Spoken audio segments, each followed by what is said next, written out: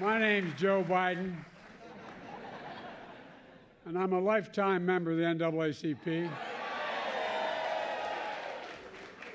But I said that a little earlier to the president. He said, "Are your dues paid up? I got to check." Oh, my Lord. So many people here today.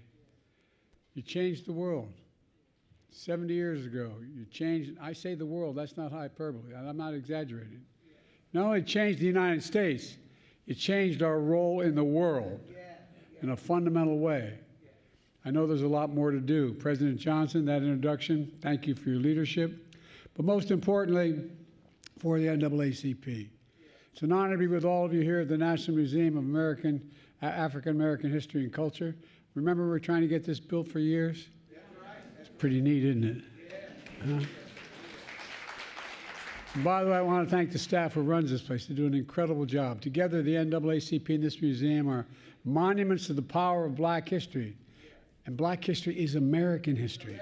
It's American. You know, it's a really important thing to continue to, we have a whole group of people out there trying to rewrite history, trying to erase history.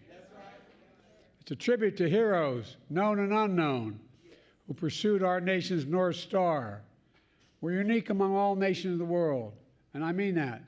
Every other nation is based on ethnicity, based on religion and other things, but we're the only one based on an idea. We hold these truths to be self-evident that all men are created equal, endowed by their Creator with certain inalienable rights, and should be treated equally their whole lives, throughout their lives. We've never fully lived up to that idea, to state the obvious, but we've never walked away from either because of so many of you in this room and so many more. 70 years ago, when the Supreme Court ruled in Brown versus the Board of Education that racial segregation in public schools is unconstitutional, a prayer was answered in a long struggle for freedom.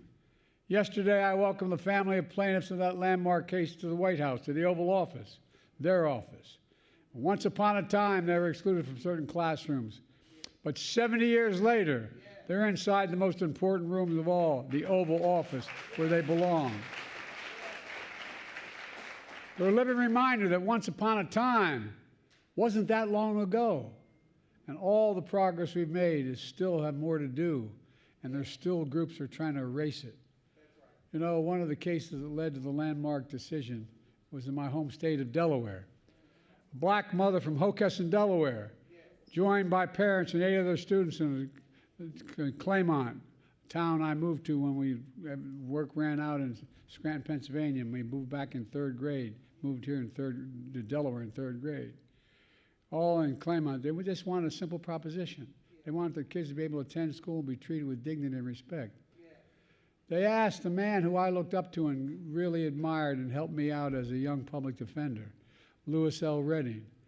He was the first man, the first black man ever admitted to the practice of law in the state of Delaware, to say. All right. And that, think about that. Here, the first man, this guy was brilliant, and he didn't get admitted till after the 50s in Delaware. Well, he enlisted a young Jewish lawyer from the NAACP named Jack Greenberg to help him devise a legal strategy to get rid of racial segregation in Delaware schools. In 1952 in Delaware, for the first time in our country's history, in Beulah versus Gebhardt and Belton versus Gebhardt. And by the way, any Delawareans here today? Right. All right. First time ever, segregated white public schools were ordered to admit black children. Louis L. Redding's argument in those early Delaware cases laid the legal framework for Brown versus the board. His story, a timeless truth about America. When we make real the promise of America for all Americans, the nation changes for the better. Everything from the economy to everything grows. Everything grows. After Brown versus board decision, the public schools gradually, and often much too slowly, were integrated. Graduation rates for black and Latino students increased significantly, though. The Brown decision proves a simple idea. We learn better when we learn together. That's why my administration is increasing funding for schools to bring together students from different backgrounds. My Department of Education is investing $300 million, including another $20 million announced today to support diversity in our schools. We're also, we're also funding efforts to increase diversity in teaching professions itself. Because as the president said, black students, particularly young black men, react to black teachers.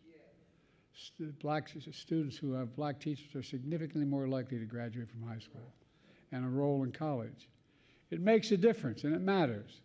My Department of Education provided an additional almost $500 million, $450 million, to ensure teachers in our school reflect the diversity in our country. We're just getting started. This money is going to go toward training the next generation of teachers at HBCUs, tribal colleges, and minority-serving institutions. By the way, not because I'm married to one, but we need to give teachers a raise. I mean it. Another lesson from Brown is that every child deserves a quality education. How can we, think in just simple terms, how can we have the strongest economy in the world without the best education in the world?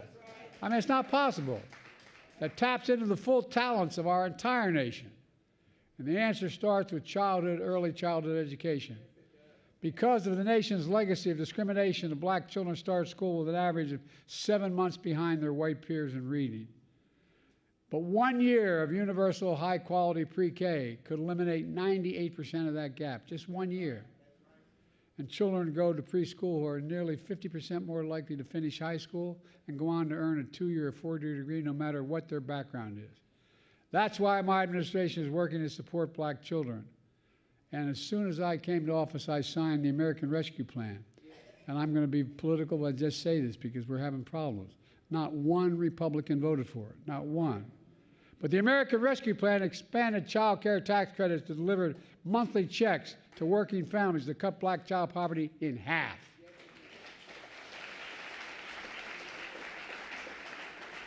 My Republican friends let it expire, but I'm going to keep fighting to reestablish it. We're going to get it reestablished.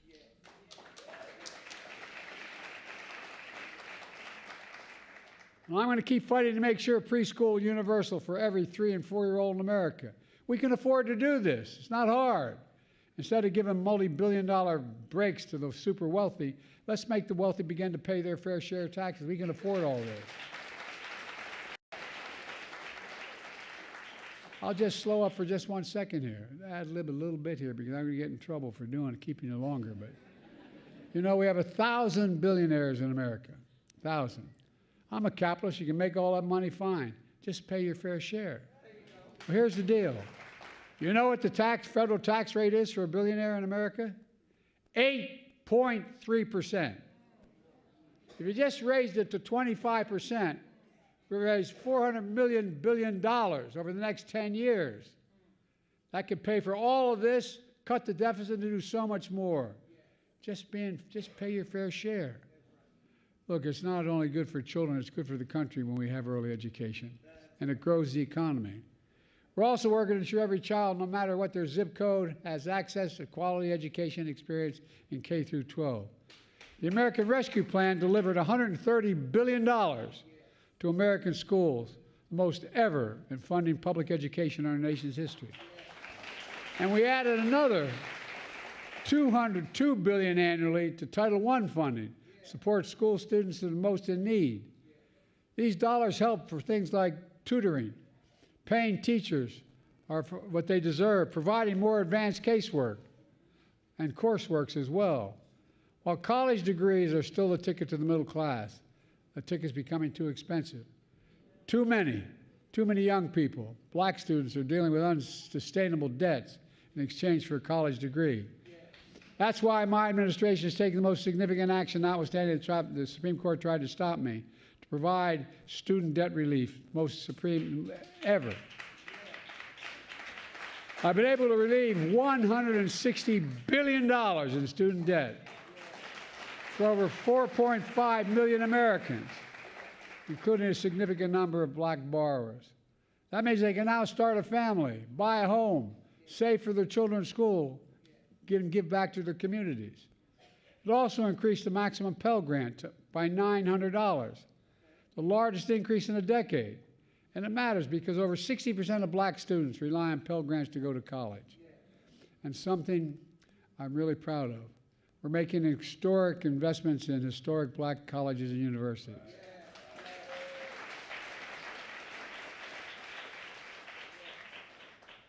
Now, I'm from Delaware, so I go along with Delaware State being the best HBCU. Kamala keeps saying it's Howard.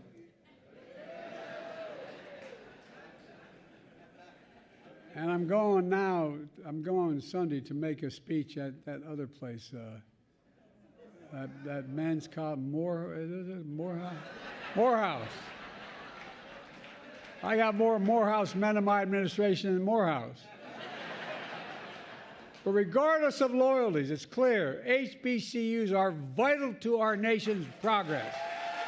I mean it. That's not hyperbole. HBCUs are responsible for 40% of black engineers in America, 50% of black teachers, 70% of all black doctors and dentists, 80% of all black judges. And by the way, I put more on the bench than anybody ever had.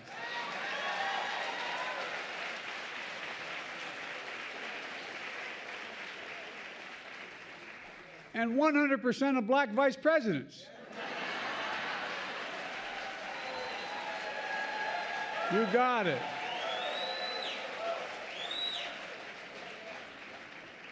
HBCUs also don't have endowments like other colleges and universities that are able to fund research labs and so much more. Well, Kamala and I made a commitment to lift HBCUs up, and we're keeping that commitment. Today, I'm proud to announce, as was mentioned earlier by the President, that we've invested over $16 billion in HBCUs. By far the most ever of any administration, and a combination of almost all administrations. This investment's helped HBCUs do everything from build student housing, to study climate science, to create health research labs, prepare black students for labs and industries of the future, because they don't have the endowments to do it themselves now. But let's be clear. I know real power when I see it. Later today, in the Oval Office, I'll be meeting with the presidents of the Divine Nine. You all think I'm kidding, don't you? Well, I'm proud that we are the first to... You got it.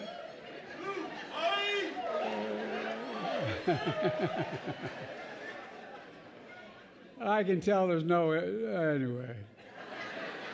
We're the first administration in history to have a working group from the Divine Nine in the White House. And I asked them to do that from the very beginning. But we know 70 years after Brown versus Board, there were some forces trying to deny freedom of opportunity for all Americans. A few minutes ago, I talked with some of the Little Rock Nine, who were determined to integrate a public school in Little Rock, Arkansas 67 years ago. I'd like to recognize them for their courage and their, would they, if they can, if you're able, please stand and rise so we can all see you.